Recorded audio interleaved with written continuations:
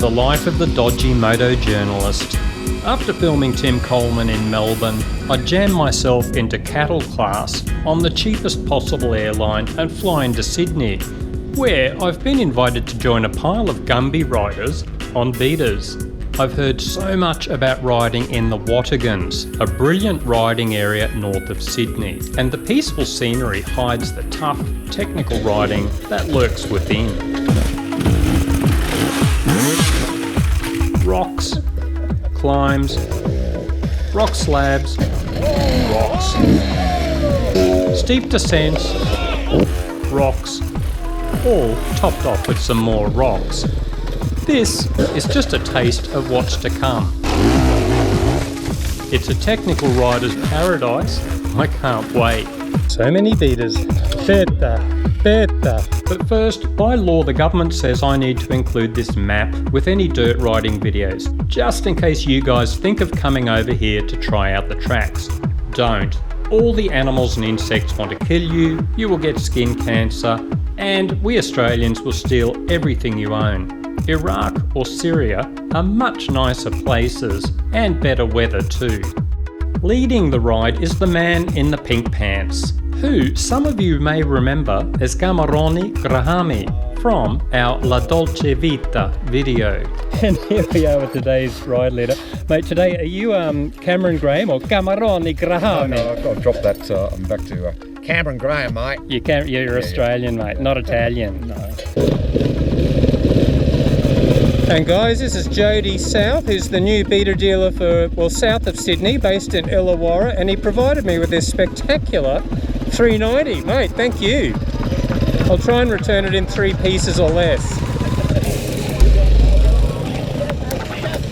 So guys, here we are in the Watagans, a very well-known riding spot for Sydney, guys. Under the dodgy expertise of our ride leader, we set off on a network of awesome single tracks that take us to various tricky climbs and descents.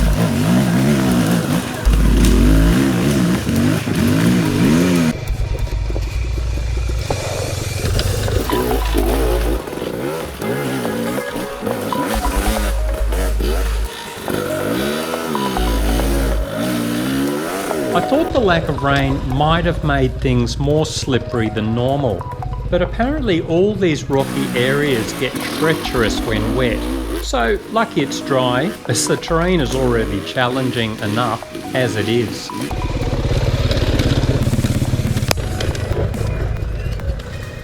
And how good are these tracks?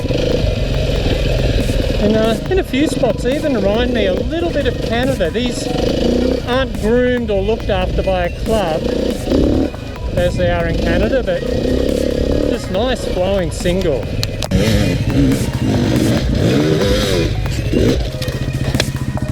Alright. There are some very experienced riders in the group, showing impressive clutch control and hill climb technique as they take on the rock slabs.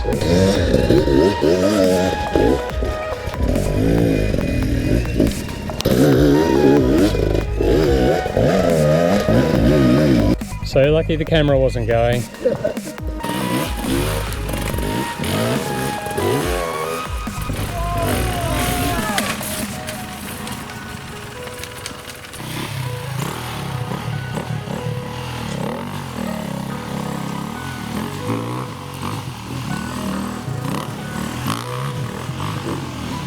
Peak hour traffic.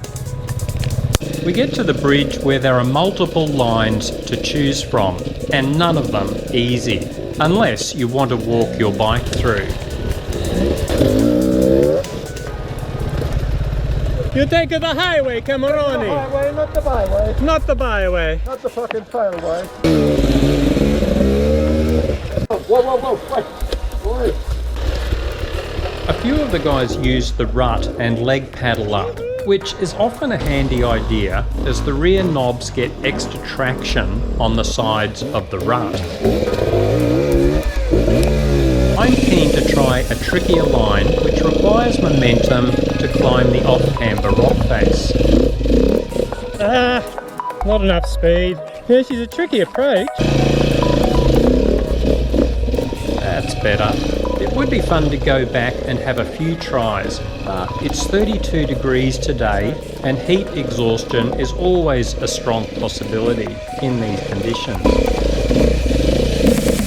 And I'll need to make sure my 2.5 litres of water lasts, at least until we get a chance to top up.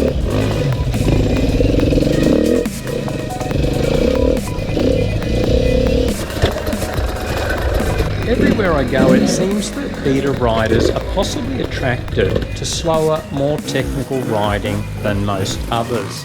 This would make sense.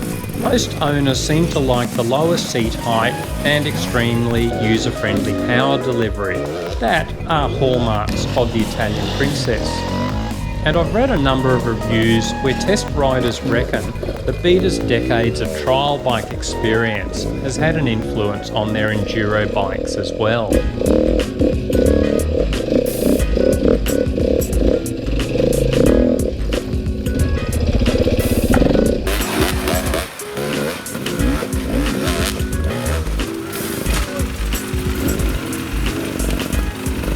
Speaking of test riders, I'm keen to do a Gumby review of this 2017 RR390.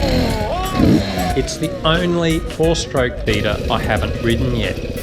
I figured there would just be a small increase in power from the 350 and 390 through to the 430 and 480, but they all do have quite distinctive personalities. Recently, Traction E-Rag did a review of the entire 17 range and said the same thing. I'll do a review soon, but all I can say for now, this long stroke engine just might be the perfect engine capacity for many. Lots of fun.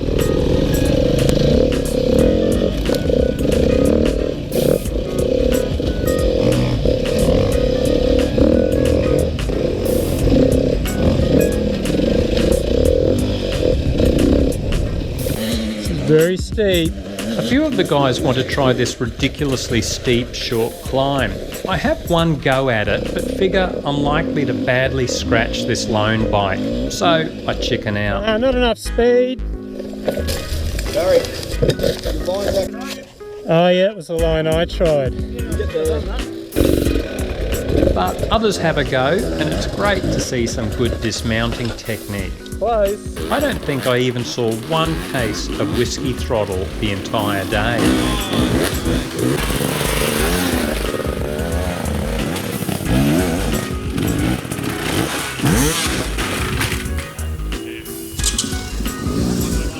Supportive audience. Yes, well done.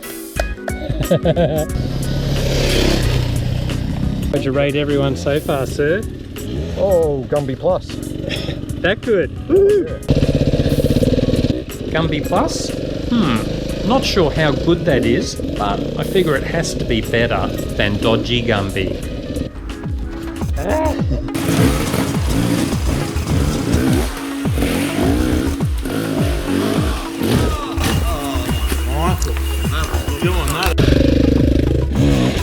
For lunch, a change of scenery as we wind our way through a beautiful valley towards an old abandoned homestead for a bite to eat.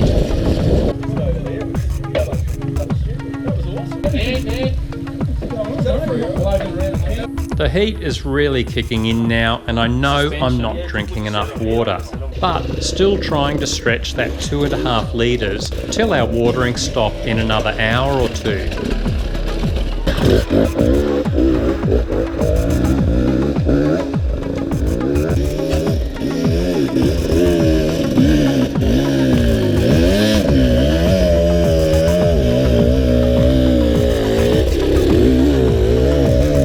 Yeah, it looks steep. Oh, really? More fun technical tracks as we wind our way back, including some fun steep bits I would normally love to play on, but I can feel the dehydration and resulting heat exhaustion just starting to kick in. Not quite.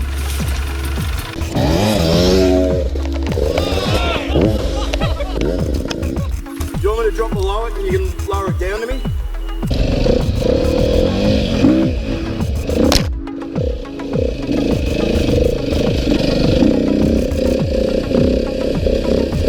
finally, thankfully, our water stop. If the pink pants improved your riding. I've improved my sex life.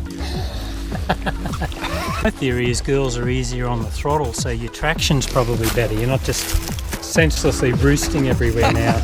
It's so good to finally chug back a decent amount of water, but the dehydration has already set in, and I'm surprised I don't fall off the bike on the way back, as my judgment and balance get increasingly dodgy, and some nausea and a thumping headache kick in.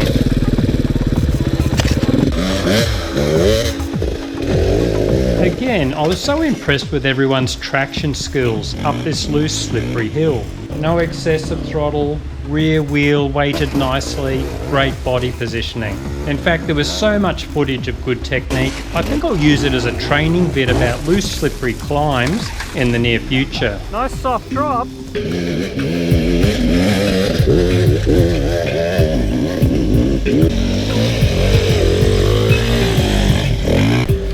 Actually, I'm not the only one getting heat exhaustion. News trickled in later that night of other guys getting quite sick, so it made for an interesting ride back for some of us.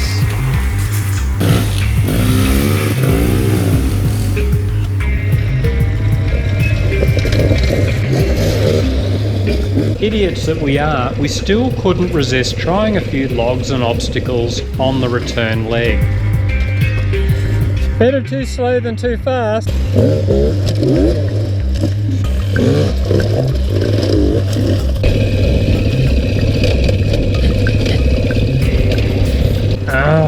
The last thing I need. Even tilting my head makes this thumping headache way worse.